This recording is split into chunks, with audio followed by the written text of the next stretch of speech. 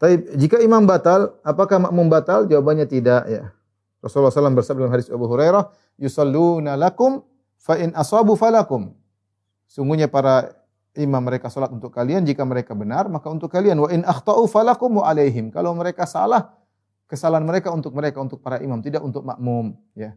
Oleh karenanya Ibnu Munzir berkata, "Hadzal hadits yaruddu ala man za'ama anna salatal imam idza fasadat fasada salatu man khalfahu." Hadis ini membagi bantahan barang siapa yang menyangka kalau imam salatnya batal maka makmum juga batal. Jawabannya tidak. Kalau imam ternyata salatnya, taruhlah imam salat tidak sah, tidak sahnya buat dia. Taruhlah seorang imam salat, dia lupa berwudu, dia salat jadi imam, makmum belakang salat semua. Ternyata dia sadar setelah ini salat tidak sah. Apakah makmum juga tidak sah? Jawabannya tidak. Makmum tetap sah karena makmum salat berwudu, imamnya yang lupa wudu untuk salat. Maka yang tidak sah cuma salat imamnya.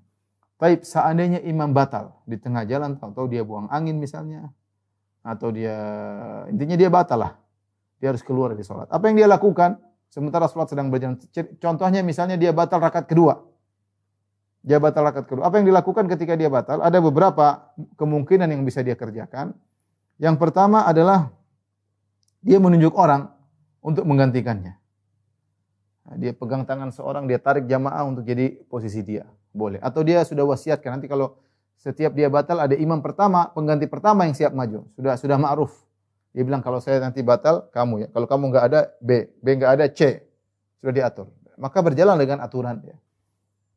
Di antara yang pernah terjadi adalah pada kisah Umar bin Khattab radhiyallahu anhu, ketika Umar bin Khattab ditikam oleh Abu Lu'lu' al-Majusi, dan dia tidak bisa melanjutkan salat sementara tikaman 3 di perutnya dan darah keluar, tidak bisa melanjutkan salat, maka dia pun menarik tangan Abdurrahman bin Auf. Abdurrahman bin Auf akhirnya menjadi imam dan dia salat dengan cepat agar salat segera selesai. Ini boleh, cara pertama. Imam batal maka dia tarik orang untuk menggantikannya. Kalau ternyata imam tidak menunjuk seseorang pun, dia batal kemudian dia keluar meninggalkan masjid, maka boleh salah seorang dari makmum berinisiatif untuk maju, enggak ada masalah.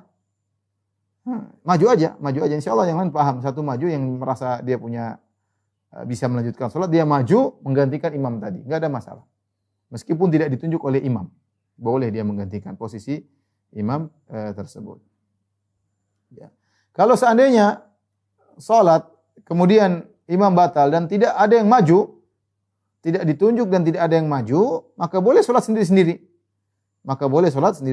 Ya.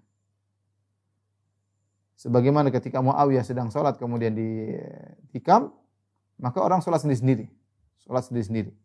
Tidak ada imam yang menggantikan, salat sendiri-sendiri, ini juga diperbolehkan.